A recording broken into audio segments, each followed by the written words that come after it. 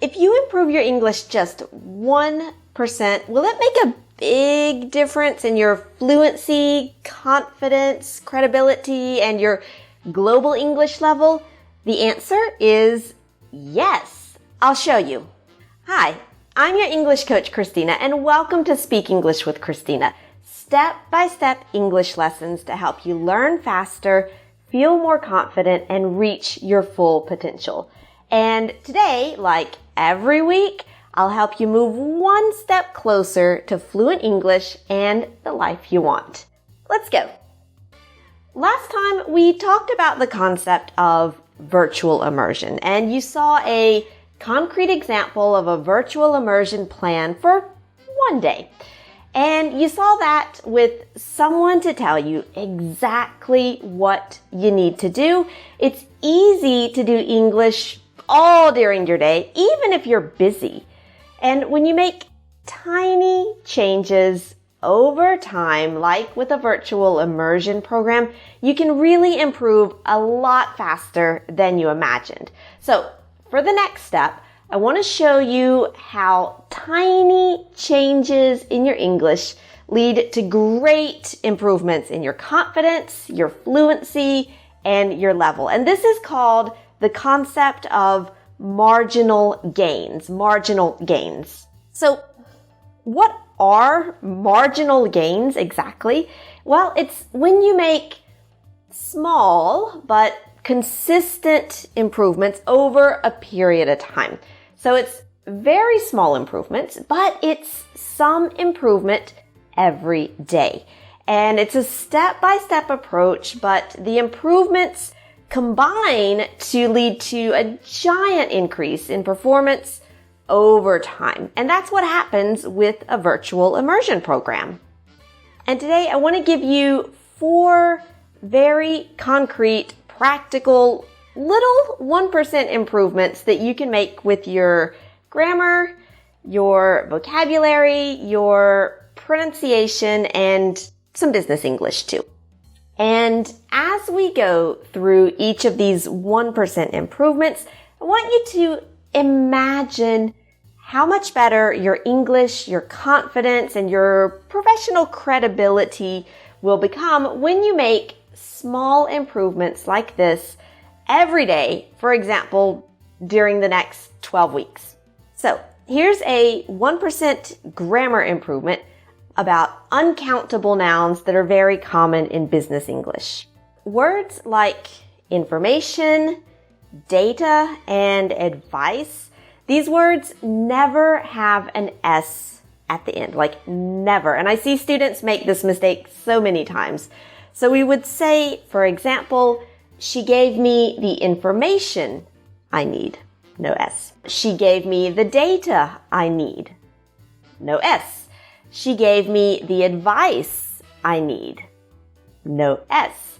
So now this grammar rule, it's clear, and you know that you should never put an S on the end of data, information, or advice, and you don't have to ask yourself that question anymore. Now, here's a 1% vocabulary improvement, the phrasal verb look into instead of investigate or research. In conversations, we often, not always, but often use the phrasal verb look into instead of its synonyms investigate or research, which maybe you use a lot because it's similar to a word in your language. For example, we would say, I'll look into the source of the problem and prepare a report. Or I'll look into some possible dates for the conference. So now you know that the phrasal verb look into will help you sound more natural in conversations, and you can use it in the place of words like investigate and research. Here's a 1% improvement in pronunciation. Very basic, but a lot of students get this one wrong. It's the day of the week, Wednesday. And as you know, in English, spelling and pronunciation don't always go together. And Wednesday is a perfect example. I often hear students say Wednesday, but no, it's just Wednesday. And so if you are trying to schedule a meeting or an appointment, maybe over the phone, and you want to be sure to pronounce the day Wednesday correctly. And so now you've got zero doubts about how to pronounce that day. And let's stay on the topic of dates for your 1% improvement with business English, and it's about writing and saying dates. So, here's a quick and easy tip to avoid confusion every time.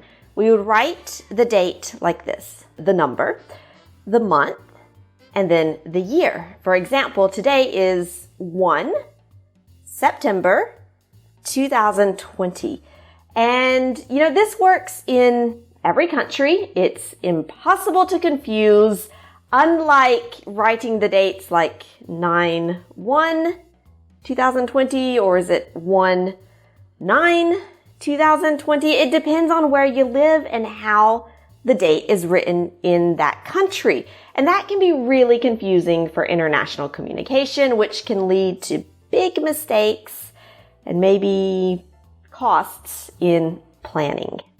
Now, that's when you write the date, like 1 September 2020. But how do you say the date? Like if you're on the phone or in a conversation, that is month, the ordinal number. So like 1st, 2nd, 3rd, etc., 11th, 12th, etc., and then the year. So we would say today is September 1st, 2020.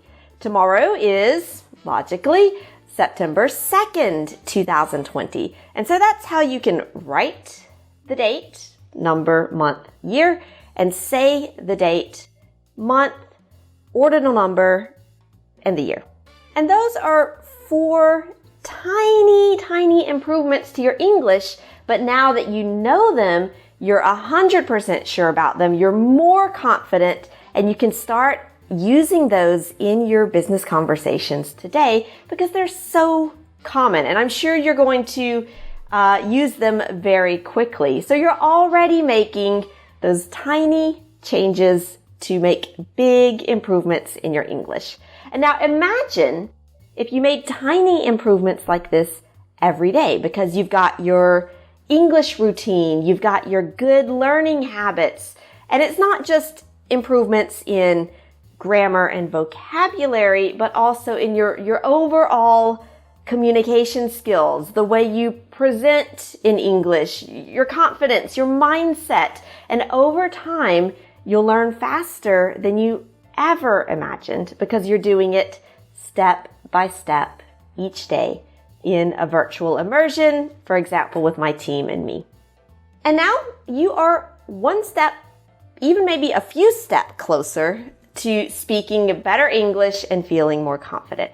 And if you want to join my virtual immersion program, Business English Mastery, go to ChristinaRobofe.com and subscribe to the newsletter so that you get the invitation for the enrollment, because enrollment's open tomorrow, Wednesday, September 2nd, and people on my list will get the invitation tomorrow with some exceptional bonus gifts and everything you need to start working with me and my team of expert teachers and coaches for the next 12 weeks to transform your English and your self-confidence step by step.